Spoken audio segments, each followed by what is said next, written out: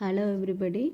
Today we are going to see about SR latch using NAND gates.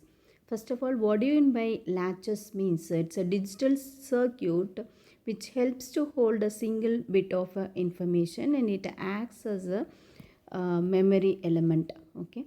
So here the SR latch you can implement using either NAND or NOR gates, and it is most widely used for data storage in flip-flop circuits and in sequential circuits. This SR latch is a digital circuit which has two inputs, S and R. This S and R are two inputs, and you have either two cross-coupled NOR gates or two cross-coupled NAND gates. So how the circuits will be means, today now we are going to see using NAND gate. The circuit will be like this. As you know, this is the symbol for NAND. So this is one input S dash. We have to invert this. Why we have to invert the inputs, I will tell you. This is another input inverted, and you have the cross coupled gates means this output. There are two outputs, let it be Q and Q dash. Another one is the complement. Okay. So this output will be given to one of the gate input. So this is termed as cross coupled NAND gates. Okay. So we have this output is given as input to one gate, and Q dash output will be given to input to the gate 1. Okay. So there are the two inputs inverted. Why we are inverting means, as you know, the NAND gate logic is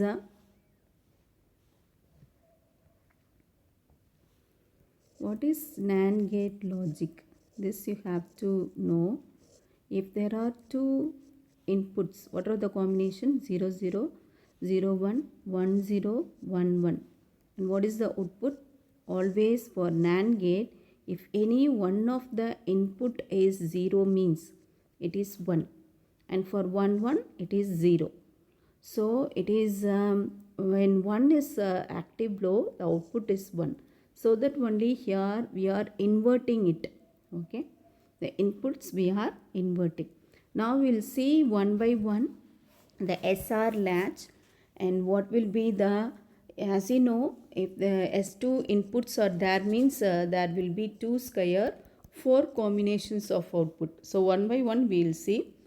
So this Qn plus 1 is nothing but next state of the output, and Qn is referred to as the present state. Okay. So this Q and then as you know there will be two outputs, Q and complement of that. Okay. Now the input is 0 0 means, so this will be 1 and this will be 1. Let the case be now Q equal to 0 and complement means this should be 1. If it is the case means this will be 0, and I told you one of the input is 0 means this must be 1. Okay, and this 1 1 it is 0 only. And what is the next case? So let now the input be 1 and 0. Now what happens?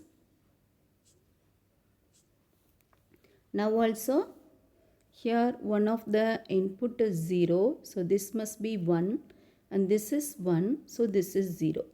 So in this case it holds the previous case. If Q is 1 and Q dash is 0 means it remains the state.